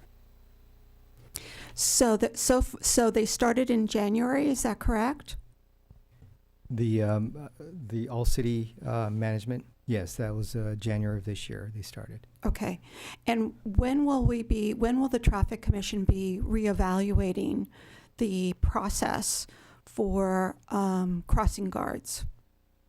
I can maybe address that one. The annual report of the annual counts are underway right now, and we will be bringing those back to the Traffic Commission as we do every year in the late spring, roughly in May or so. Okay. So will there be any outreach to the schools so that, or to the community so that we can have more public comment on or information to parents? Because that's the population that will be affected. And I'm just wondering if there is a possibility that we can get it, rather than in May, if we can get it in April, if we're going to have a meeting. Just because May, school is almost out. There's nothing that can be, you know what I'm saying? To try and get information to parents. I think that if there's going to be any changes, I think that it would be really important that we can get the information to them as quickly as possible. Yeah, and I think in years past, we were bringing that in June. We were able to move it up. A lot of it depends on weather and if we can get through the counts without interruptions or without, anytime there's a rain event, et cetera, we have to postpone all the counts. So we will endeavor to do that. It will be May at the latest, and we'll see if we can, if we can possibly move it up. As far as the communication, we've been in constant communication with the school district. They are aware that the counts are underway, and I think they have the direct contact with the parents and students to, advocate for walking to school. Obviously, there's no specific day for each. We're trying to get representative counts of who is actually walking to these schools. So we don't want to artificially adjust the counts to tell everybody on X day make sure to walk to school, and then. But in general, they are communicating with their campuses, particularly those that did not meet their requirements last year, which I believe there's only one of, which is Conejo Elementary School. That one, if it again does not meet the requirements this year, that one would be subject to discontinuance. So that one we've emphasized to them ourselves multiple times to place particular focus on the parents and students at that school to make sure that if they want to keep their crossing guard, they need to walk to school. There might be some other extraneous or issues that are going on in the country that might be a reason why parents don't want to walk their kids to school. So you might want to take that into consideration as well. My other question is, as far as the crossing guards, if a school wanted to add a crossing guard, they would have to pay for it themselves. Is that right? Well, the process initially is they request that location to be evaluated during the annual evaluation period, which is kind of where we are right now over the next few months. And we have received, for instance, right now there's 14 crossing guard locations. We have received requests for us to count 5 additional locations, so we're going to be counting 19. If any of those 5 meet the city's requirements, they will be added to the program. If they do not meet the city's requirements and the school district wishes to add them, they are fully able to do that under the state MUTCD. The school Okay, district's able to add. So if they don't meet the requirements, then the school district would be charged. Is that right? If they don't meet it, it's up to the school district. If the school district wants to add a crossing guard there, they would have to do that themselves. They can contract directly with the same agency we have and have that agency add it, but it's not a bill the city's sending to the school district. It's up to the school district to take the initiative. But if they do meet the requirement, then the city would pay for Correct. it. Yep. Okay, great. Thank you so much. Vice Chair Selm. I'm curious, a few meetings back we heard about a conversation that CVUSD was having with City Council about maybe like taking some partial ownership of the program. Is there a way that we can get like a report out on that, maybe at our next meeting, or? The direction from the school district is they did not wish to participate in any oversight of the program. Oh, okay, sorry if I missed that. Thank you. I've got a personal anecdote. My daughter goes to Kalina, and the crossing guard is indispensable there and serves such a critical function and does such a great job. I mean, the kids love them. So, good report there. Yeah, we're hoping to we're planning to celebrate the crossing guards at an upcoming council meeting like we do every year. So great. All right. Moving on to item number 11 in the agenda, work program and commission schedule. Commissioners have any questions for staff? What's the likelihood we're going to meet in March? At least for now, we have one item on the municipal code update on the preferential permit parking policy. That's something that we're looking to update, and our intention is to have that item at Traffic Commission next month. Okay. Item number 12, Traffic Commission comments, discussion. Commissioners have any general comments or discussion? No? Okay. Moving on to number 13, future meetings. Our next Traffic and Transportation Advisory Commission meeting will be on March 25th, 2026, right here in the Civic Arts Plaza boardroom. This meeting is adjourned. Good night. You didn't hit the...